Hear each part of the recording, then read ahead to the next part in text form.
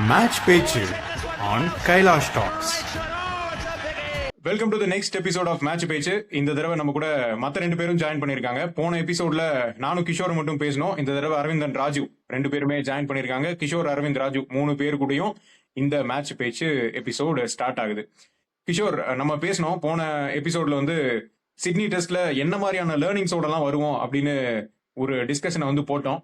அந்த லேர்னிங்ஸுக்கெல்லாம் தாண்டி டிராப் பண்றது அப்படின்றது நடந்துருச்சு. ஏன்னா நீ தான் கேட்டல, இவங்க 2 பேரும் உட்கார வைக்கவே முடியாதா அப்படின்னு. ஒரு ஆளை உட்காத்தி வச்சுட்டாங்க. இன்னொரு ஆள் ஆடின விதத்தை பார்க்கும்போது இவரையும் உட்காத்தி வச்சிருக்கலாமோ அப்படிங்கிற மாதிரி தான் தோணுச்சு. பட் எனிவே, நீ எப்படி பாக்குற இந்த டே 1 அப்புறம் ரோஹித்தை உட்காத்தி வச்சதையும்? டே 1 இந்த டெஸ்ட் ஆரம்பிச்சது சின்ஸ் நீ இந்த 2 பாயிண்ட் பேசினதுனால நான் அதுல இருந்து ஆரம்பிக்கிறேன். ஸோ சிட்னி டெஸ்ட்டுக்கு போகும்போதுலேருந்தே அந்த ஆஸ்திரேலியன் மீடியா நிறைய அவங்க சொன்னது என்ன அப்படின்னா டீமுக்குள்ள நிறைய டிஸ்கனெக்ட் இருக்கு. அதாவது அந்த கம்பீர் ட்ரெஸ்ஸிங் ரூம்ல பேசின பேச்சு வெளியாச்சு, அது உண்மையா என்னங்கிறது தெரியாது. அண்ட் யாரோ ஒரு ஆஸ்திரேலியன் ரிப்போர்ட்டர் என்னன்னா பெர்த் டெஸ்டும் போதே வேற ஒரு ஃபேமஸ் பிளேயர் அந்த ஸ்குவாட்ல இல்ல. அவர் எங்கேயோ டீ கடை மாதிரி ஏதோ கடையில பார்த்துட்டு இருக்கும்போது இவரை பார்த்துட்டு கோச் என்னை பத்தி எதுவும் உங்ககிட்ட சொல்லல அப்படிங்கிற மாதிரி கேட்டதா அந்த மாதிரி ஏதோ சொல்றாங்க. ஸோ மொத்தமா சிட்னி டெஸ்ட்டுக்குள்ள வரும்போது நிறைய டிஸ்கனெக்ட் இருந்தது. இந்தியா டீம் ஒரு யூனிட்டா இல்ல, குரூப்பா இருக்காங்க. அண்ட் லைன் ஆஃப் கம்யூனிகேஷன் ஒரே சீரா ஃப்ளோ ஆகல அப்படிங்கிற ஒரு இமேஜை நிறைய பேர் பதிவு பண்ணாங்க. அது ஒண்ணு. அண்ட் ரெண்டாவது எக்ஸ்பெக்ட் பண்ண மாதிரியே ரோஹித் சர்மா பெஞ்ச்ல போட்டாங்க. அண்ட் அதுக்கான காரணங்களை கௌதம் கம்பீரும் சரியா சொல்லல. பும்ராவும் இன்னைக்கு டாஸ் ஆரம்பிக்கும் போதும் ரோஹித் ஹாஸ் ஆப்டட் அவுட் அப்படிங்கிற மாதிரி சிம்பிளா முடிச்சுட்டு போயிட்டாரு. ஸோ அதனால ஒரு இதுல அவங்க இறங்கினாங்க. ஸோ ஃபர்ஸ்ட் பார்த்தபோது அந்த நிறைய கிராஸ் இருந்தது அப்படின்னாங்க. அந்த கியூரேட்டருக்கு நிறைய கிராஸ் இருக்குன்னு சொல்லிட்டு இதை தப்பா இட போட்டுறாதீங்க, இது ஒரு பேட்டிங் விக்கெட்டா இருக்கிறதுக்கான வாய்ப்பு இருக்கும் அப்படிங்கறதும் வேற எதுலயும் பதிவாயிருக்கு. அதனால பேட்டிங் டெசிஷன் எடுத்துட்டு போனாங்க. ஸோ அப்புறம் பால் நல்லா ஸ்விங் ஆகுது, பவுன்ஸும் நிறைய இருக்கு அப்படிங்கறத லேட்டரா தெரிஞ்சுக்கிட்டோம் அப்படிங்கிற மாதிரி ரிஷப் பந்த் சொன்னாங்க. ஸோ அவங்களோட கணிப்புப்படி 250 ஒரு டீசென்டான ஸ்கோரா இருந்திருக்கும் அப்படின்னாங்க. 195 எடுத்திருக்காங்க. பட் என்னுடைய take away from this first டெஸ்ட்னா இன்னும் நிறைய ஃபைட் இருக்கு அப்படிங்கிறது தான் எனக்கு தோணுது. எஸ்பெஷலி டே க்ளோஸ் ஆகும்போது I am hopeful. Okay, right. இந்த ரோஹித்தை உட்காந்து வச்சதை பார்த்தா குரு சிஷியன் படத்துல பாண்டியனை பிரபுவும் ரஜினி சேர்ந்து பண்ணி விட்ட மீம், அது ரொம்ப வருஷமாவே யாராவது பெஞ்ச் பண்ணும்போது இதை ரிலேட் பண்ணி சொல்லிட்டு இருப்பாங்க. அந்த மாதிரி அதாதா? ஏன்னா இந்த ரோஹித் சர்மாவை உட்காந்து வச்சதை பார்த்தா ரொம்ப சோகமா உட்காந்து இருக்கிற மாதிரி, யூ டோன்ட் டிசர்வ் திஸ் அப்படி இப்படி நிறைய சோசியல் மீடியால சப்போர்ட்டிங் போஸ்ட் எல்லாம் நம்ம பாக்குறோம். முகமது கைஃப் கூட இப்படி பண்ணி இருந்திருக்க வேண்டாம் அப்படிங்கிற மாதிரி. நீங்க ரோஹித் சர்மாவோட டைகார்டு ஃபேனா, ரோஹித் சர்மாவை பெஞ்ச் பண்ண டிசிஷனை நீ எப்படி பாக்குற? அது கரெக்ட் தான், ரோஹித் சர்மாவே தானே உட்காந்துக்கிறேன்னு சொன்னதா ஒரு பேச்சு இருக்கு. இன்னொரு பேச்சு இல்ல நீங்க வேண்டாம் கொஞ்சம் உட்காருங்க அப்படின்னு உட்காந்து வச்சிட்டாங்கன்னு சொல்றாங்க. உன்னை பொறுத்த வரைக்கும் இந்த decision in favour of Indian டீமா இந்த டெஸ்ட்ல இருக்க போகுதா, இல்ல அதனால ஒரு பெரிய மாற்றம் இருக்க போறது இல்லைன்னு நினைக்கிறியா? ஓகே, நான் என்ன பாக்குறேன்னா, ஓகே இது ஒரு எக்ஸ்பெக்டட் டிசிஷன் தான் அப்படின்னு தான் நான் பாக்குறேன். ஏன்னா இந்த சீரீஸ் ஃபுல்லாவே ஒரு புவர் ஃபார்ம்ல தான் இருந்தாப்ல. ஸோ எனக்கே ஃபேனா பாக்குறதுக்கே கொஞ்சம் கஷ்டமா தான் இருந்தது. யோ என்ன அதுவும் ஃபர்ஸ்ட் டெஸ்ட் இல்லாதப்ப நல்லா இருந்துச்சு, இந்த ஆள் உள்ள வந்ததுக்கு அப்புறம் எல்லாமே சொதப்பிருச்சு அப்படிங்கிற மாதிரி கமெண்ட்ஸ் எல்லாம் போச்சு. ஸோ அது பாக்குறப்ப கொஞ்சம் ஓகே மைட் பி என்னடா இப்படி போயிட்டு இருக்கு அப்படிங்கிற மாதிரி பார்க்க தோணுச்சு. அதுக்கப்புறம் அது ஆப்வியஸா அது பிங்க் பால் அடிலைட் அப்படிங்கும் போது அது ஒரு வேற மாதிரி போச்சு. அப்புறம் பார்த்தாக்க ரொம்ப டச்லயே இல்லாத மாதிரி, ஃபார்மே இல்லாத மாதிரி தான் இருந்தது. எனக்கு ஓகே, நான் என்ன நினைக்கிறேன்னா, ஓகே மேபி ரோஹித்தே ஓகே நம்ம ரெஸ்ட் எடுத்துட்டு வேணா பார்ப்போம் அப்படிங்கிற மாதிரி ஒரு டிசிஷனுக்கு வந்துட்டாப்ல அப்படிங்கிற மாதிரி தான் நான் பாக்குறேன். ஏன்னா ஆல்மோஸ்ட் அடுத்த சாம்பியன்ஸ் ட்ரோஃபி வருது, அதுக்கு கான்சென்ட்ரேட் பண்ணணும். ஸோ அதுல நம்ம அப்படியே ஒயிட் பால் சைட் போயிடலாம். மேபி அந்த ரெட் பால் ஏரா அப்படியே முடிச்சுட்டு ஓகே பாய் பாய் அப்படின்னு சொல்லிடலாம் அப்படின்ட்டு போயிட்டு அப்படின்னு நினைக்கிறேன். ஏன்னா மேபி அதான் அந்த செலக்டர் தெரியல, நடுவில் ஏதோ பிரஸ் கான்ஃபரன்ஸ்ல ஏதோ சொன்ன மாதிரி நான் பார்த்தேன். ஆக்சுவலா நடுவில் செலக்டர்ஸ் வேணான்னு சொல்றதை விட நம்மளே வெளியே போறது பெட்ரு அப்படிங்கிற மாதிரி ஏதோ சொன்ன மாதிரி இருந்தது. ஸோ மேபி நான் மேபி ரோஹித்தே ஆப்டட் ஹிம்செல்ஃப் அவுட் அப்படின்னு தான் நான் பார்க்குறேன். எனக்கு தெரியல உள்ள என்ன நடக்குதுன்னு. ஸோ மேபி இருந்திருக்கலாம். ஸோ அதான் அது ஒரு கேப்டனா வந்து ஒரு டீம் ஜெயிக்கணும் அப்படிங்கிறப்போ தானே தடையா இருக்கும் அப்படிங்கிறப்ப வெளியே போறது தான் நல்லது இல்லையா? அதனால அதை பண்ணிட்டாப்ல அப்படிங்கிற மாதிரி தான் நானும் பாக்குறேன். பொதுவா கேப்டன்னா நான் தான் ஓப்பனிங் இறங்குவேன், நான் தான் பவுலிங்கும் ஃபர்ஸ்ட் போடுவேன், பேட் என்னதுதான் அதனால நான் தான் கேப்டன் அப்படிங்கிற மாதிரி தான் சின்ன வயசுல ஒரு செட்டப் வந்து இருக்கும். அந்த மாதிரியான மைண்ட் செட் இல்லாம டீமுக்கு என்ன பெஸ்டான டிசிஷனோ அதுக்கு போய்க்கலாங்கிற மாதிரியான ஒரு ஐடியாவா கூட இருக்கும் இல்லையா? ஆமா ஆமா கண்டிப்பா கண்டிப்பா கண்டிப்பா. பிளஸ் வந்து இந்த சிட்னி டெஸ்ட் வின் பண்ணா பார்டர் கவாஸ்கர் ட்ரோஃபி ரிட்டைன் பண்றதுக்கு சான்ஸ் இருக்கு. பிளஸ் வந்து WTCக்கு ஒரு மைனட் சான்ஸ் இருக்கு ஆக்சுவலா. ஸோ மேபி இதெல்லாம் கன்சிடர் பண்ணி ஓகே ரெஸ்ட்ல உட்கார்றது தப்பு இல்லை அப்படிங்கிற மாதிரி ஆப்ட் அவுட் ஆயிட்டாப்ல போல. ஓகே. இன்னொன்னு இப்போ ரோஹித் சர்மா பொறுத்த வரைக்கும் நீ சொன்னல எப்படி இருந்த பிளேயர் அப்படின்னு, எனக்கு அந்த முத்து படத்துல ஜமீன்தாரோட அம்மா சொல்லுவாங்கல்ல, அதான் ஞாபகம் வந்தது. அவர் ஒரு காலத்துல எப்படி வாழ்ந்தவர் தெரியுமா, பிளாஷ்பேக் ஓபன் ஆகுது இல்ல, அந்த மாதிரி ஒரு பிளேயரா இருந்தது. பட் மேபி நீ சொன்ன மாதிரி சாம்பியன்ஸ் டிராஃபி ஒயிட் பாலுக்கு கான்சென்ட்ரேட் பண்ணி போலாம். ரெட் பால் வந்து நம்ம போன சிட்டிங்லயே பேசினதுதான். ரோஹித் சர்மா வந்து ஒயிட் பால்ல இருந்த அளவுக்கு ரெட் பால்ல அவ்வளவு ஆப்பர்ச்சுனிட்டிஸும் கிடைக்கல, அவ்வளவு டாமினேட்டும் பண்ணல. பிராங்கா ஓபனா சொல்ல போனா அதான் ஃபேக்ட் இல்லையா? சோ அதனால மேபி அது ஒரு கரெக்டான டிசிஷனா கூட இருக்கலாம். 11 விட்டு ரோஹித் சர்மாவை தூக்குனதை நீ எப்படி பாக்குற அரவிந்த்? என்னோட பாயிண்ட் ஆஃப் வியூ கரெக்ட் 100%. கோலியும் சேர்த்து பெஞ்ச் பண்ணி இருந்திருக்கலாம். That would have been a better option for both. It was expected. And அது ரோஹித் சர்மாக்கும் அவரும் எக்ஸ்பெக்டட் லைன்ஸ்ல தான் இருந்த அப்படி. In fact I would have been happy if even கோலியும் வெளில எடுத்திருந்திருக்கலாம், வெளியில ஆடி இருக்க வேண்டாம். அவருக்கு பதில் பேசாம அபிமன்யு ஈஸ்வரன் ஒரு ஆளை ரொம்ப வருஷமா கூட கோட்டு சுத்துறோம், பேசாம அவருக்கு ஒரு சான்ஸ் கொடுத்துருந்துருக்கலாம். ஸோ என்ன பொறுத்த அளவுக்கு it was a fair game. Okay Kishore, இப்போ இந்த ட்ரெஸ்ஸிங் ரூம் டாக்ஸ் அப்படின்னு நம்ம கேட்குறோம் இல்லையா, சிலதெல்லாம் காசிப்போட ஷேட்ல இருக்கும், சிலதெல்லாம் கொஞ்சம் நம்புற மாதிரி இருக்கும். கன்சிடரிங் யாரெல்லாம் அந்த டாக்ல இன்வால்வ் ஆயிருக்காங்க அப்படிங்கிற இமேஜும் நமக்கு ரஃபா வந்து நம்மளால மேட்ச் பண்ணிக்க முடியும். அந்த மாதிரி தான் இந்த நியூஸ் வந்து கொஞ்சம் பிலீவபிலிட்டியோட தான் இருக்குன்னு நினைக்கிறியா? மீடியால என்ன வந்துச்சு, பகுத் ஹோகயா அப்படிங்கிற மாதிரி ரொம்ப எல்லாம் மீறி போச்சு அப்படிங்கறதான் வந்து ஒரு சுமாரான டிரான்ஸ்லேஷன் எனக்கு தெரிஞ்ச ஹிந்தியில. Okay whatever it is. So and கன்சிக்யூட்டிவா கம்பீர் ஆன்சர் பண்ண கொஸ்டின்ஸ்க்கும் வந்து திரும்ப திரும்ப ஆனஸ்டியை பத்தி கம்பீர் வந்து one should be very honest அப்படிங்கிற மாதிரி கம்பீரும் வந்து பேசிட்டு இருந்தாப்ல. ஸோ இதுல ரெண்டு விஷயம். ஒன்னு, ட்ரெஸ்ஸிங் ரூம்ல வந்து இருக்கிற விஷயங்கள் வந்து அது கோச் அண்ட் பிளேயர்ஸ் நடுவில் நடக்கிறது. அண்ட் அது மீடியால வந்து அது வரக்கூடாது. மீடியால வந்தாலும் அதுக்கான இம்பார்ட்டன்ஸ் வந்து இந்த மாதிரிதான் வந்து நடக்கும். நம்மளா வந்து புள்ளி வச்சு கோலம் போட்டு இதுக்கு இது அர்த்தமா இருக்குமா, இதுக்கு இதுக்கு அர்த்தமா இருக்குமான்னு சொல்லிட்டு ஸ்பெகுலேஷனா தான் இருக்கும். ரெண்டாவது, ஓகே நம்மளும் ஸ்பெகுலேட் தான் பண்றோம் அப்படின்னா ஓகே பிலீவபிளா தான் இருக்கு அப்படிங்கிற மாதிரி தோணுது. I mean ideally we shouldn't, but even if you go to that extent அவர் சொன்னதெல்லாம் பார்க்கும்பொழுது ஓகே. இதுல ரெண்டு விஷயம் இருக்கு. ஒன்னு, நடந்து போச்சு, இனிமேல் நான் சொல்ற பேச்சை கேளுங்க அப்படிங்கிற மாதிரி சொல்லியிருந்தாலும் இதுக்கு முன்னாடி நடந்த டெஸ்ட் எல்லாம் வந்து இவரோட கண்ட்ரோல் இல்லையா? அப்போ வந்து யார் கண்ட்ரோல்? அப்போ கண்ட்ரோல் இன்னொருத்தர் கிட்ட இருந்தாருன்னா கோச்சுங்கிறவர் வந்து எதுக்கு இருக்காரு? ஸோ அப்போ வந்து ரெண்டு லைன் ஆஃப் கம்யூனிகேஷன் டீம் கிட்ட இருக்கா? கோச் ஒன்று சொல்லுவாரு, அதுக்கப்புறம் வந்து வேற ஒரு லைன் ஆஃப் கம்யூனிகேஷன் வந்து இருக்குமா? ஸோ அப்போ இந்த 4 டெஸ்ட் மேட்ச் நடந்ததுக்கான அர்த்தம் என்ன? ஓகே உங்களுக்கு வந்து இந்த கடைசி டெஸ்ட் மேட்ச்ல வந்து ஓகே பவுத் ஓகே இனிமேல் நான் சொல்ற பேச்சை கேளுங்க அப்படின்னு சொன்னா, இதுக்கு முன்னாடி இருந்தது வந்து ஓகே இதுக்கு முன்னாடி இருந்த லைன் ஆஃப் கம்யூனிகேஷன் காரணமா இருந்த ஆளை வந்து பெஞ்ச் பண்ணியாச்சு, இனிமேல் பிரச்சனை இல்லை, இனிமேல் நான் சொல்றது வந்து ஒழுங்கா எல்லாத்துக்கும் போய் சேருங்கிறது அர்த்தமா? So there are lot of ifs and buts தான். பட் ஆக்சுவல் நடந்தது என்னங்கிறது தெரியல. பட் ஒன் திங் ரொம்ப வெளிப்படையா தெரியறது வந்து டீம் யுனைட்டடா இல்லங்கிறது வந்து எனக்கு என்னமோ தோணுது.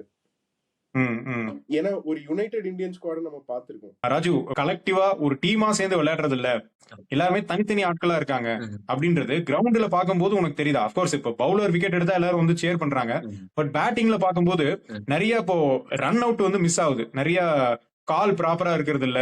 இன்னொன்னு ஒரு பார்ட்னர்ஷிப் பில்ட் ஆகுது அப்படின்னு பார்த்தா கூட எக்ஸெப்ட் KL ராகுல் அண்ட் SSV ஜெய்ஸ்வால் 2 பேரோட பார்ட்னர்ஷிப்பை தவிர, பெர்த்ல கிடைச்ச பார்ட்னர்ஷிப்பை தவிர எதுவுமே ரொம்ப கன்வின்சிங்கான ஒரு பார்ட்னர்ஷிப் பில்டிங்கா வந்து அமையவே இல்லை.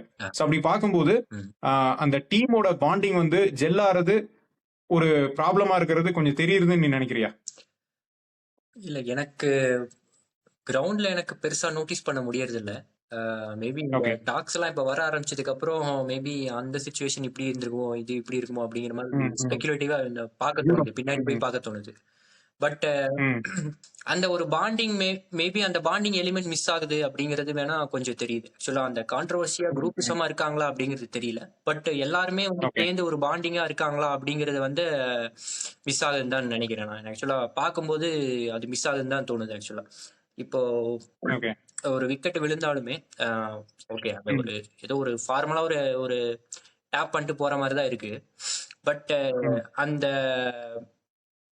மேபி அந்த பாண்டிங் எலிமெண்ட் வந்து விசிபிளா இல்லையோ அப்படிங்கறது இப்போ யோசிச்சா தெரியுது. இந்த டாக்ஸ் எல்லாம் வந்ததுக்கு அப்புறம் இப்போ பார்க்கும்போது தெரியுது. மேபி இது வந்து பிளேயிங் 11ல இருந்து எல்லா பக்கமும் அஃபெக்ட் ஆகுதோ அப்படிங்கிற மாதிரியும் யோசிக்க தோணுது.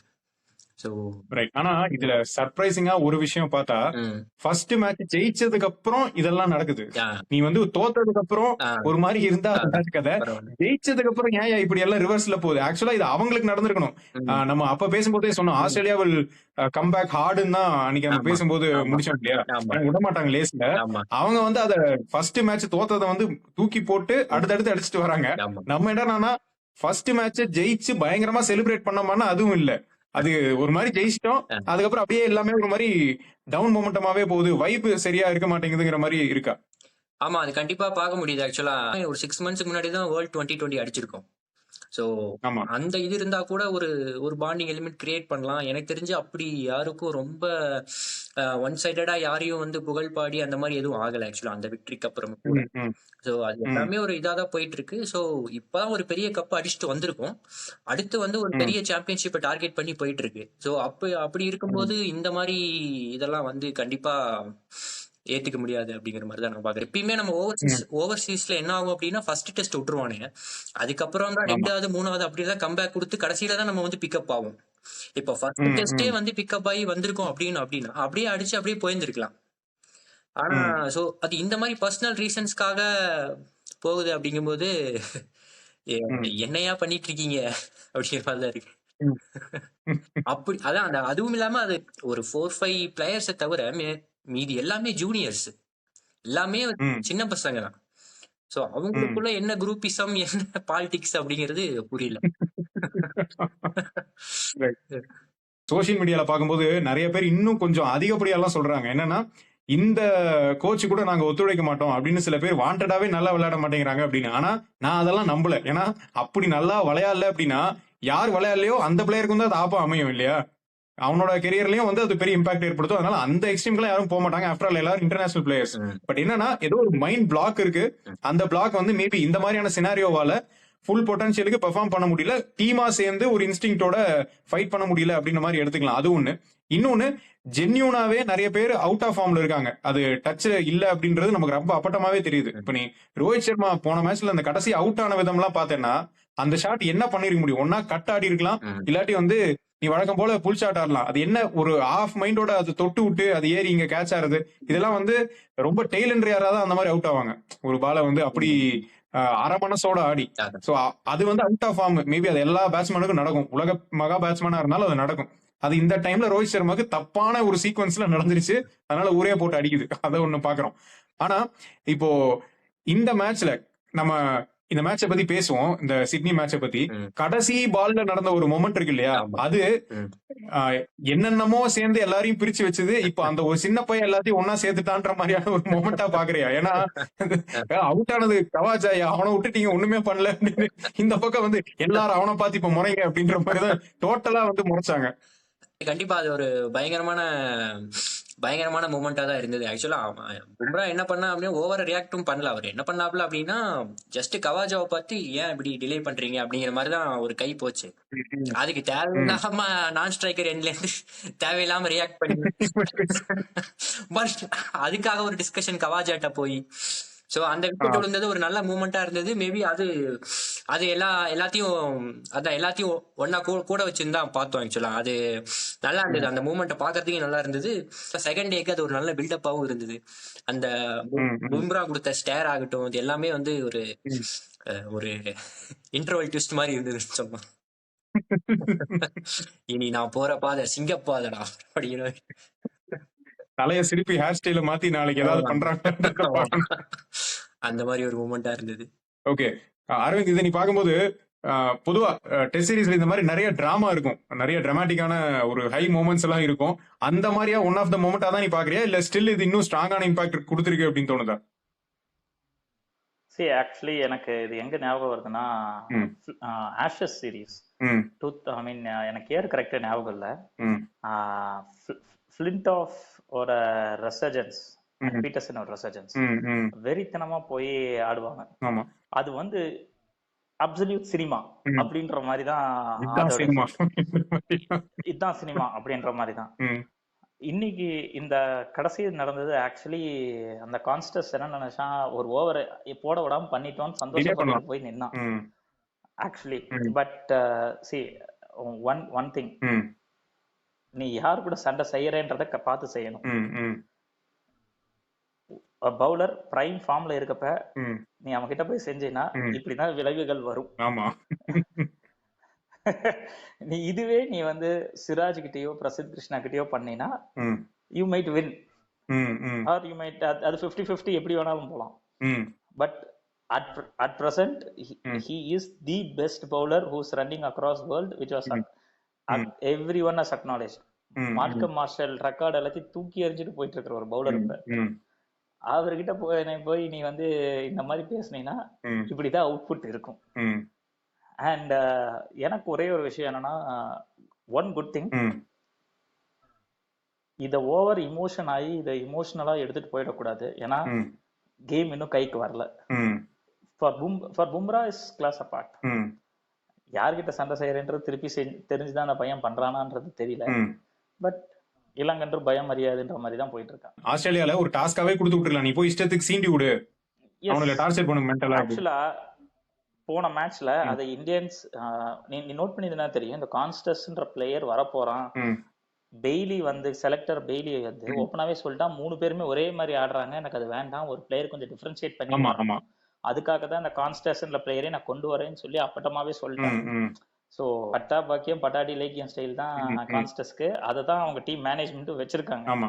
நீ அடி அவனோட அந்த டாஸ்க் ஃபர்ஸ்ட் இன்னிங்ஸ்ல செட் பண்ணிட்டான், அது பும்ராவை கொஞ்சம் புஷ் பேக் பண்ணுச்சு.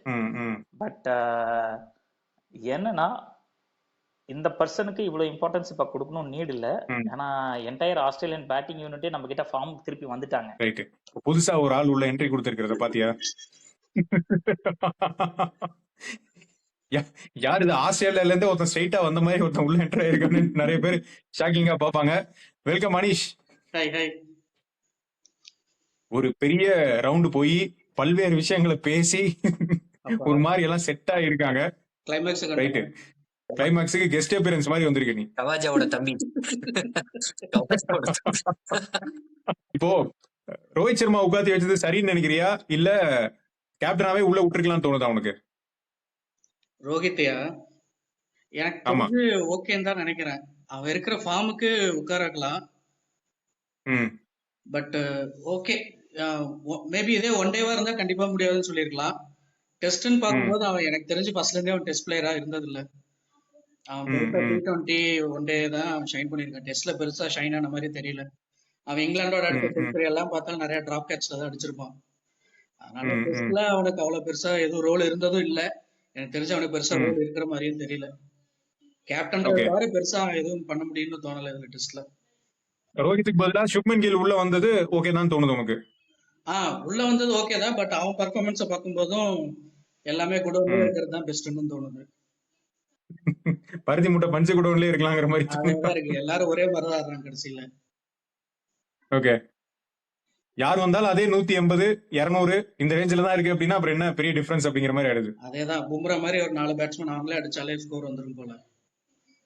ஆமா, ஒரு டேட்டா வேற சொல்றாங்க இல்லையா, இந்த டூர்ல இந்தியன் கேப்டனோட அதிகபட்ச ஸ்கோர் இதுதான் அப்படின்னு இன்னைக்கு பும்ரா அடிச்சதை தூக்கி போட்டிருக்காங்க. மொத்த பேட்டிங் ஆர்டரே அப்படியே தலைகீழா ஷஃபிள் பண்ணிட்டா போதும், இவங்க எல்லாம் டாப் ஆர்டர் ஆயிடுவாங்க, இவங்க எல்லாம் டெய்ல் ஆயிடுவாங்க. ஆடுறதெல்லாம் பார்த்தா அப்படிதான் இருக்கு கடைசியில. ஆஸ்திரேலியன் பவுலிங் அட்டாக் கொஞ்சம் குழப்பி விட்ட மாதிரி தலைகீழா இறக்கி விடுங்க அப்படின்ற மாதிரி போய் எல்லாம் கசகசன்னு அடிச்சுட்டு வாங்கன்ற மாதிரி ஒரு ஃபர்ஸ்ட் 20 ஓவருக்குள்ள ஒரு மாதிரி மாத்தி விட்டுறலான்னு அவ்வளவு அப்படிதான் இருக்கு விளையாடுறத பார்த்தா. நேரா ரைட். உள்ள நம்ம இப்போ இந்தியா பேட்டிங் பண்ற அப்படின்னாலே டெய்லர் ஸ்பேட கட்டிட்டு உட்காந்துக்கலாம், அந்த மாதிரி தான் ஆடுறானுங்க. முன்னாடி எல்லாம் ஜாக்கி போட்டு சும்மா ஜாலியா உட்காந்துருப்பானு, இப்ப அதுக்கெல்லாம் வேல்யூ இல்ல. முன்னாடி ரவி சாஸ்திரி அப்படிதான் உட்காந்துருப்பாரு. பாக்ஸரோட வெளியே வந்து உட்காந்து ஜாலியா மேட்ச பாத்துட்டு இருப்பாரு. இப்ப எல்லாம் எல்லாரும் எப்ப வேணா என்ன வேணா நடக்குன்ற மாதிரி தான் உட்காந்துருக்கானுங்க. ரைட். இப்போ கம்பீரை பத்தியும் நாங்க பேசிட்டு இருந்தோம்.